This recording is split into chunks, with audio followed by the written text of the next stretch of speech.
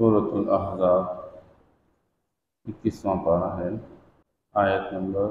12۔ اعوذ باللہ من الشیطان الرجیم، بسم اللہ الرحمن الرحیم۔ وَإِذْ يَقُولُ الْمُنَافِقُونَ وَالَّذِينَ فِي قُلُوبِهِم مَّرَضٌ مَّا وَعَدَنَا اللَّهُ وَرَسُولُهُ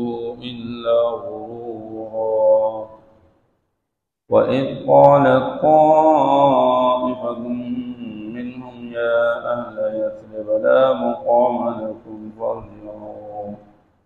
وَيَسْتَأْذِنُ فَرِيقٌ مِّنْهُمُ النَّبِيَّ يَقُولُونَ إِنَّ بُيُوتَنَا عَوْرَةٌ وَمَا هِيَ بِعَوْرَةٍ إِن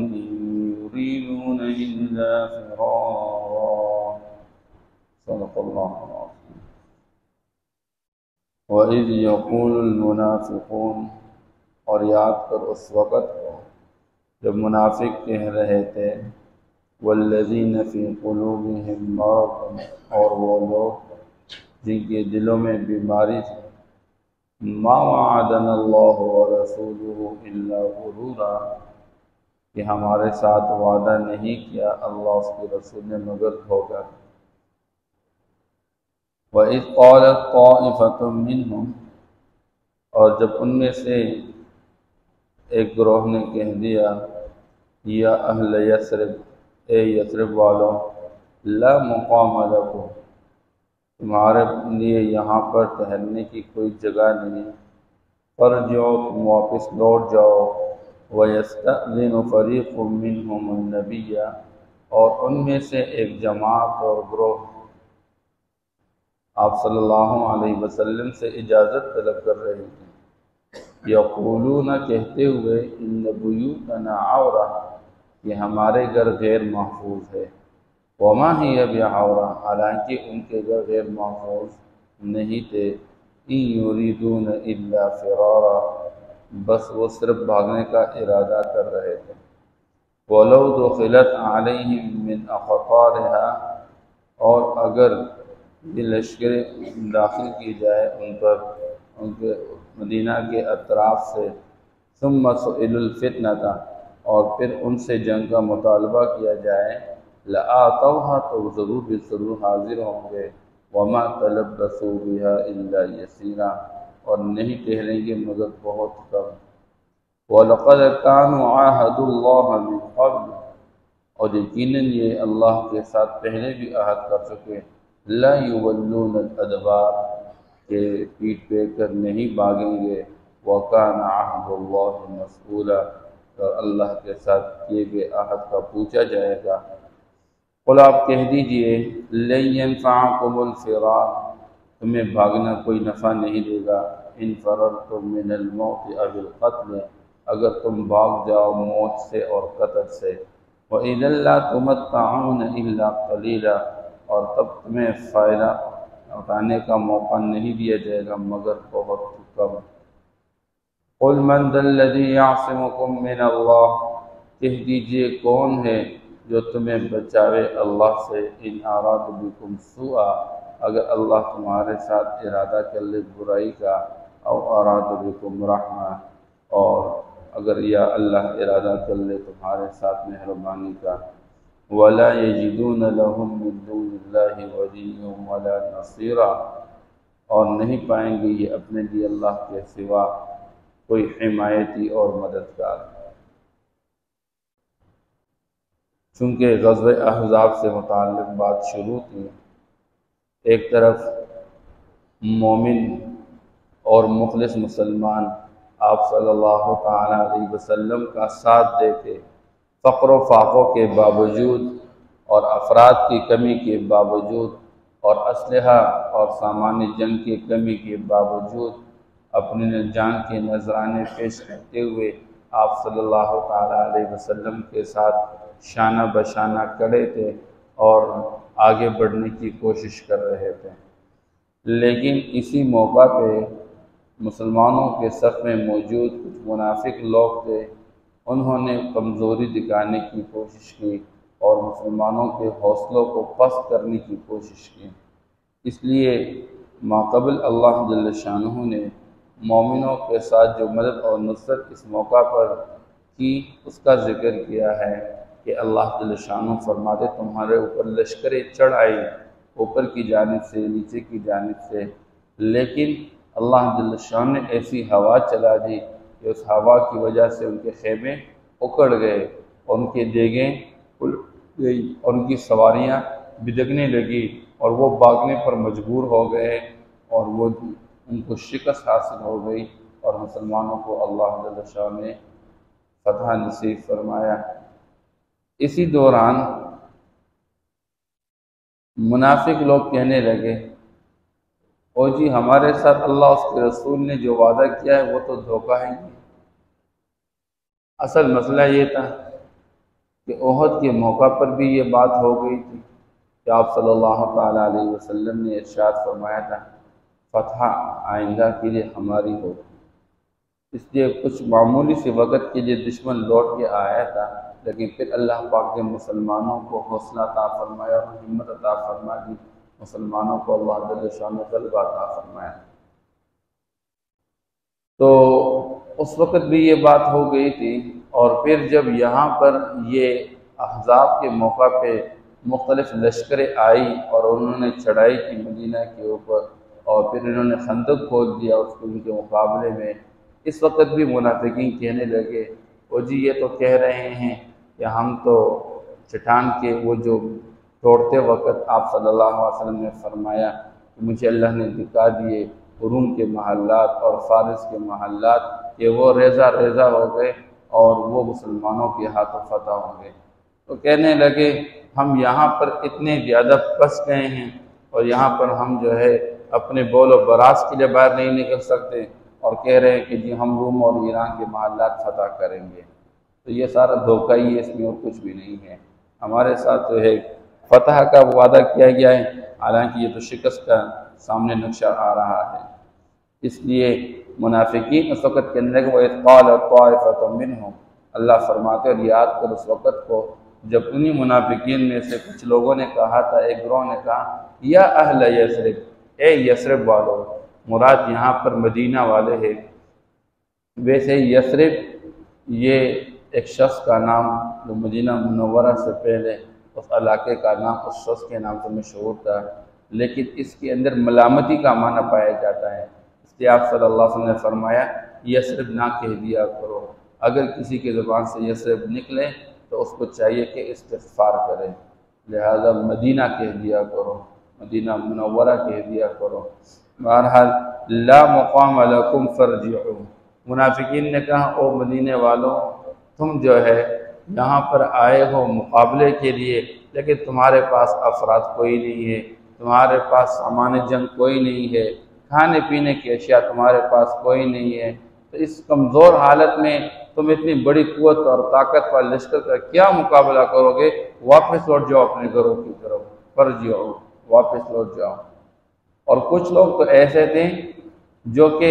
اس حال کو دیکھ چکے کہ اتنی بڑی قوت اور طاقت والی لشکر مسلمانوں پہ حملہ کر رہی ہے، انہوں نے کہہ دیا جی بہانہ بنا کے، کیونکہ ظاہر کے اعتبار سے کلمہ پڑھنے والے تھے، مسلمانوں کے سب میں تو شریک تھے، لیکن دل میں کفر چھپا کے رکھے ہوئے تھے۔ آپ صلی اللہ علیہ وسلم سے کہنے لگے جی ہمارے گھر خالی پڑے ہوئے ہیں اور وہ محفوظ نہیں ہے، لہذا ہم گھر جانا چاہتے ہیں، ہم اپنے گھر کی حفاظت کرنا چاہتے ہیں۔ حالانکہ اللہ فرماتے ہیں وَمَا هِيَ بِعَوْرَةٍ، ان کے گھر غیر محفوظ نہیں تھے، ان یریدون الا فرارا، یہ بھاگنے کی چکر میں تھے، یہ میدان جنگ سے بھاگنا چاہ رہے تھے۔ اور کیوں بھاگنا چاہ رہے تھے؟ مسلمانوں کے حوصلوں کو پست کرنا چاہ رہے تھے۔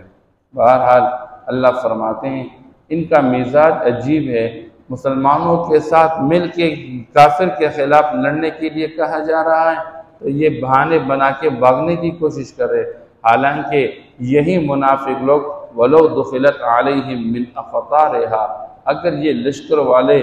مدینہ کے اطراف سے آ کر حملہ کر لے اور مدینہ میں داخل ہو اور ان مدینہ کے اندر ان منافقوں سے کہا جائے، یعنی یہ کافر لوگ منافقوں سے کہہ دے آؤ ہمارے ساتھ مل کر مسلمانوں کے خلاف لڑے، لَآتَوْهَا، یہ ضرور بھی ضرور آ کر لڑیں گے۔ مسلمان کے خلاف کافروں کے ساتھ مل کر لڑنے کے لیے تیار ہے، لیکن مسلمانوں کے صف میں کھڑے ہو کر کافروں کے خلاف لڑنے کے لیے تیار نہیں ہے، بھاگنے کی کوشش کر رہے۔ وَمَا تَلَبَّثُوا بِهَا إِلَّا يَسِيرًا،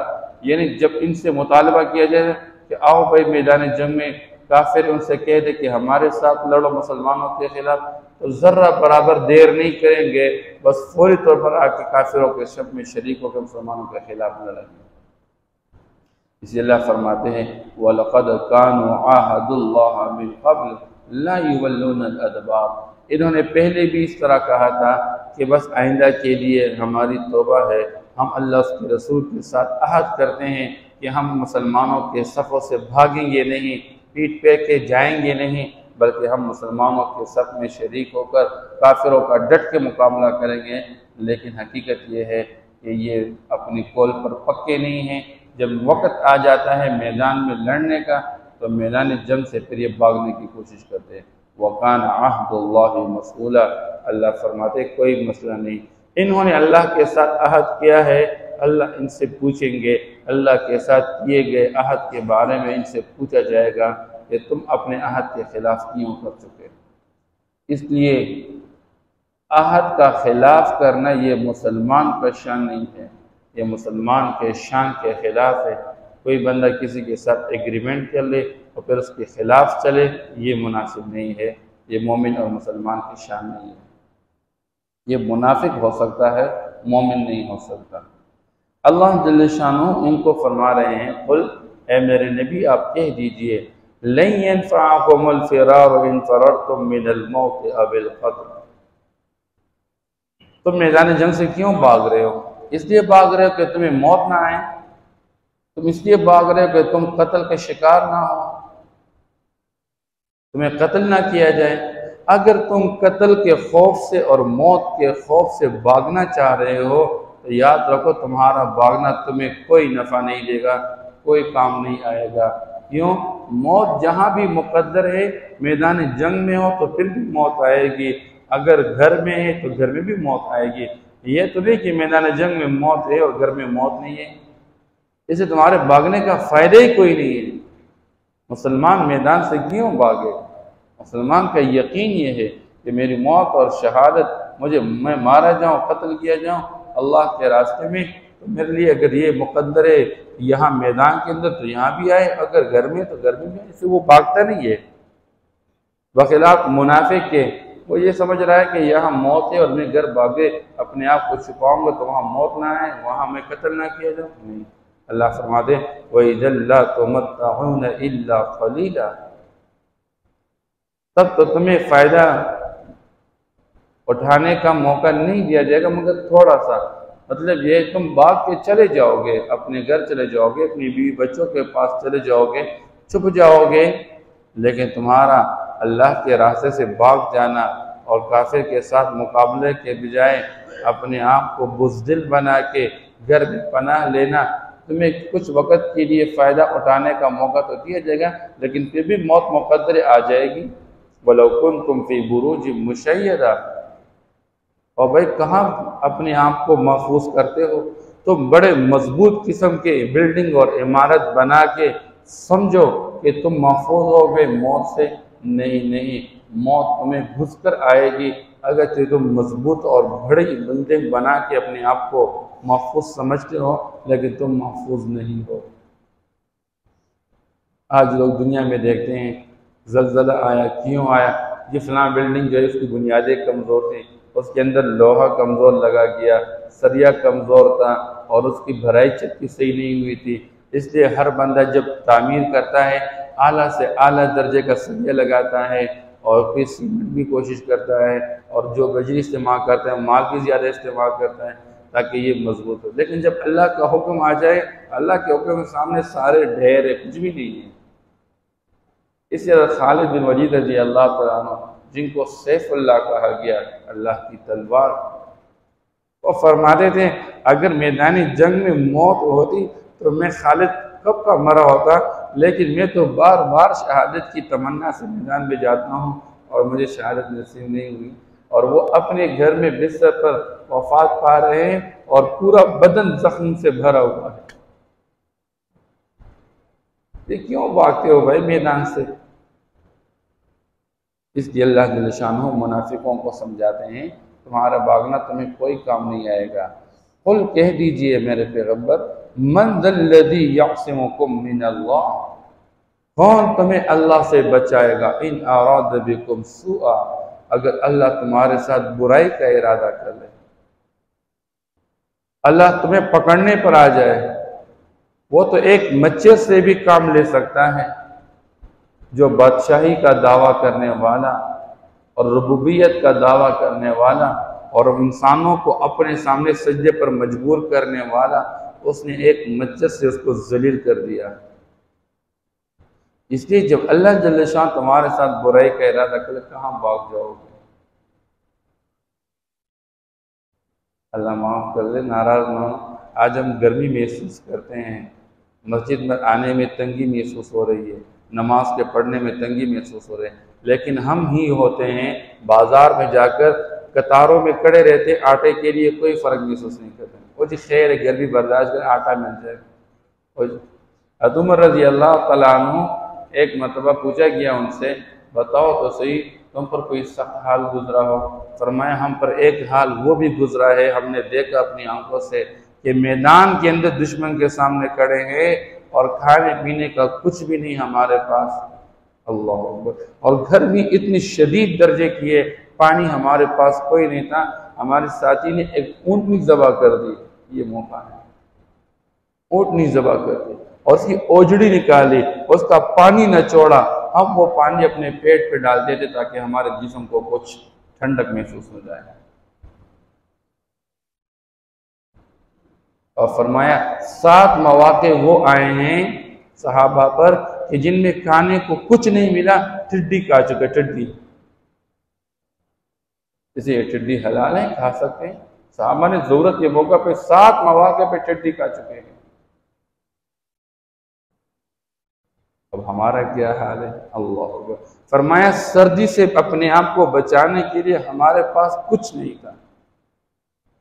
یہاں تک کہ ہمارے ساتھیوں نے گھڑے کھود دیے اور گھڑے کھودنے کے بعد اس کے اندر بیٹھ کے اپنے آپ کو سردی سے بچاتے تھے، لیکن دشمن کے سامنے پستی کا مظاہرہ نہیں کیا، ڈٹ کے مقابلہ کیا۔ آج تو اللہ کا فضل ہے، پنکھے چل رہے ہیں، ہوادار مسجد ہوتی ہے، اور 5 10 15 منٹ کے لیے آنا ہوتا ہے، اس میں پریشانی محسوس ہو جاتی ہے۔ اس لیے کبھی کسی موقع پر اللہ فرماتے ہیں من ذا الذی یعصمکم من اللہ ان اراد بکم سوءا۔ صحابہ کو مزاج یہ ہوتا تھا کہ سخت گرمی کا موسم ہو اور لمبے لمبے دن ہو، ہم اس میں روزے رکھ لیں، اور سردی کی راتیں اور لمبی لمبی راتیں ہو، ہم اللہ کے سامنے کھڑے رہے اس کے اندر۔ ان کو شوق اور جذبہ، کیونکہ وہ جانتے تھے یہ دنیا مٹ جانے والی، فنا ہونے والی، ختم ہونے والی زندگی ہے، اور اس کے مقابلے میں آخرت ہمیشہ ہمیشہ کے لیے باقی رہنا ہے۔ اب جس نے 8 فجر کی نماز پڑھ لی، تھوڑی مشقت اپنا دی، گرمی برداشت کر کے، رات کی نیند بھی کم ہے اور بجلی بھی کمزور ہے، مشقت تو ختم ہو گئی، بعد وقت گزر گیا، لیکن اس کا اجر ہمیشہ ہمیشہ کے لیے باقی رہ گیا۔ اور جو بندہ کمزوری کر چکا اور نماز میں غفلت کر چکا، اب اس نے تو مٹاس نیند کا لے لیا اور تھوڑے سے ایسی کے سامنے وقت گزار چکا، لیکن گناہ ہمیشہ ہمیشہ کے لیے باقی رہ گیا۔ اس لیے نیکی کی مشقت عارضی ہوتی ہے، لیکن ثواب ہمیشہ ہمیشہ کے لیے، گناہ کی لذت عارضی ہوتی ہے، لیکن اس کا جو سزا ہے اور اس کے جو وبال ہے وہ ہمیشہ ہمیشہ کے لیے باقی رہ جاتا ہے۔ اسے اللہ فرماتے کون تمہیں بچائے گا اگر اللہ تمہارے ساتھ ارادہ کر لے برائی کا، او اراد بکم رحمہ، یا تمہارے ساتھ اللہ ارادہ کر لے مہربانی کا۔ حضرت انس رضی اللہ تعالیٰ عنہ فرماتے ایک موقع پر ہم آپ صلی اللہ تعالیٰ علیہ وسلم کے ساتھ سفر میں تھے، اور سفر میں پانی کوئی نہیں تھا، ہم بڑے پریشان ہو گئے، اور پھر آپ صلی اللہ تعالیٰ وسلم نے ایک مشکیزہ منگوایا، لیکن تھوڑا سا پانی تھا، حضور کے وضو کا پانی تھا بس۔ آپ صلی اللہ تعالیٰ وسلم نے اس کے اندر اپنا ہاتھ مبارک رکھ دیا اور فرمایا آؤ بھائی یہاں سے اپنے پانی لے لو۔ صحابہ فرماتے ہیں ہم اس برتن کے اندر دیکھ رہے تھے کہ چشمے کی طرح آپ صلی اللہ علیہ وسلم کی انگلیوں مبارک سے پانی نکل رہا ہے۔ ہم نے پانی پیا بھی، برتن بھی بھر دیے، سواریوں کو بھی پلا دیا، پانی ختم نہیں ہوا۔ مسلمان کے ساتھ اللہ کی مدد نصرت دی، لیکن جب مسلمان اپنے آپ کو اللہ کے حوالہ کر دیں۔ ابو ہریرہ رضی اللہ تعالیٰ عنہ فرماتے ہیں ہم سفر میں تھے، جنگل میں تھے، پانی کوئی نہیں تھا اور پیاس اتنی لگ گئی کہ چلنے کے قابل نہیں، سواریوں تھکی ہوئی ہے اور پیاسی ہیں۔ ہم نے امیر سے شکایت کی کہ پانی کوئی نہیں اور پیاس لگی ہوئی ہے، اور ہمارے امیر نے عالم علیہ ابن حضرمی رضی اللہ عنہ صحابی رسول 2 رکعت نماز پڑھ لی، بادل آیا، ایسا برسا، ہم نے برتن بھی بھر دیے، خود بھی پیا، جانوروں کو بھی پلا دیا، اور جہاں ہم تھے وہیں پہ بارش، اس سے باہر ایک قطرہ بھی نہیں تھا۔ اللہ تو مسلمان کے لیے اس کائنات کے نظام کو مسخر کر چکے، لیکن مسلمان اپنے آپ کو اللہ کے حوالے کر لے۔ اس لیے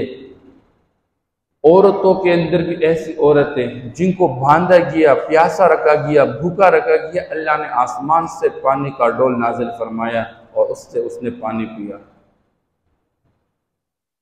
سمندروں کے اوپر اپنے گھوڑے دوڑا دیے، ڈوبے نہیں اس کے اندر، یوں چلے جیسے پانی زمین کے اوپر چل رہے ہیں، پانی کے اوپر ایسے ہی چلے۔ اسے جب اللہ ارادہ کر لیتا ہے مہربانی کا، کون اللہ کے مقابلے میں آ سکتا ہے؟ کون روک سکتا ہے اللہ کے خیر کو؟ اور جب اللہ جل شانہ شر کا ارادہ کر لے، کون اس کو روک سکتا ہے؟ اس سے فرمایا وَلَا يَجِدُونَ لَهُم مِّن دُونِ اللَّهِ وَلِيًّا وَلَا نَصِيرًا، اور نہیں پائیں گے یہ لوگ اپنے لیے اللہ کے سوا کوئی حمایتی اور مددگار۔ اس لیے سب سے بڑھ کر مدد کرنے والے کون ہیں؟ اللہ ہے۔ بس بندہ اعمال کے ذریعے اللہ کی طرف متوجہ ہو اور اپنی گناہوں پر استغفار کرے کہ اللہ ہم پر ہمارے گناہوں کی وجہ سے مواخذہ نہ فرما، ہمارے ساتھ عافیت والا معاملہ فرما۔ وَإِذْ يَقُولُ الْمُنَافِقُونَ وَالَّذِينَ فِي قُلُوبِهِم مَّرَضٌ، اور یاد کرو اس وقت کو جب کہہ رہے تھے منافق لوگ اور وہ جن کے دلوں کے اندر بیماری تھی، مَا وَعَدَنَا اللَّهُ وَرَسُولُهُ إِلَّا غُرُورًا، ہمارے ساتھ اللہ اس کے رسول نے دھوکے کا وعدہ کیا، یعنی دھوکہ ہی دیا ہمیں، کہا کہ فتح ہوگی، حالانکہ یہ تو شکست ہے۔ وَإِذْ قَالَتْ طَائِفَةٌ مِّنْهُمْ، اور یاد کرو اس وقت کو جب ایک گروہ نے ان میں سے کہا یا اہل یثرب لا مقام لکم، اے یثرب والو تمہارے لیے کھڑے ہونے کی کوئی جگہ نہیں، ٹھہرنے کی کوئی جگہ نہیں، فرجعوا تم واپس لوٹو اپنے گھروں کی طرف، وَيَسْتَأْذِنُ فَرِيقٌ مِّنْهُمُ النَّبِيَّ، اور میں سے گروہ نبی سے اجازت لے رہی، یقولون یہ کہتے ہوئے ان بیوتنا عورہ کہ ہمارے گھر غیر محفوظ ہے، وما ہی بعورہ حالانکہ وہ غیر محفوظ نہیں، ان یریدون الا فرارا بس یہ بھاگنے کا ارادہ کر رہے ہیں، ولو دخلت علیہم من اقطارها، اور اگر داخل ہو جائیں یا داخل کی جائیں یہ لشکریں ان پر مدینہ کے اطراف سے، ثم سئلوا الفتنہ، پھر منافقین سے جنگ کا مطالبہ کیا جائے، یعنی کافر لوگ منافقوں سے مسلمان کے خلاف لڑنے کا مطالبہ کر لے، لآتوها، تو یہ ضرور بالضرور جنگ میں حاضر ہوں گے، وما تلبثوا بها الا يسيرا، اور نہیں ٹھہریں گے مگر تھوڑی دیر کے لیے، وَلَقَدْ كَانُوا عَاهَدُوا اللَّهَ مِنْ قَبْلُ، یقیناً یہ عہد کر چکے اللہ کے ساتھ اس سے پہلے، لا یولون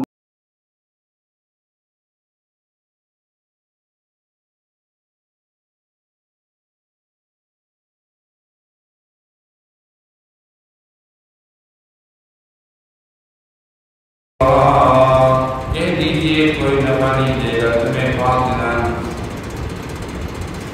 ان فررتم من الموت، اگر تم بھاگ گئے موت سے، او القتل یا قتل سے، وَإِذًا لَّا تُمَتَّعُونَ إِلَّا قَلِيلًا، اور تب تمہیں فائدہ اٹھانے کا موقع نہیں دیا جائے گا مگر بہت تھوڑا، قُلْ مَنْ ذَا الَّذِي يَعْصِمُكُم مِّنَ اللَّهِ، کہہ دیجئے کون تمہیں بچائے گا اللہ سے اگر تمہارے تمہارے ساتھ ارادہ کر لے برائی کا، اور ارادتکم رحمہ یا تمہارے ساتھ ارادہ کر لے مہربانی کا، ولا یجدون لهم من دون اللہ ولیا ولا نصیرا، اور نہیں پائیں گے اپنے اللہ کے سوا کوئی حمایت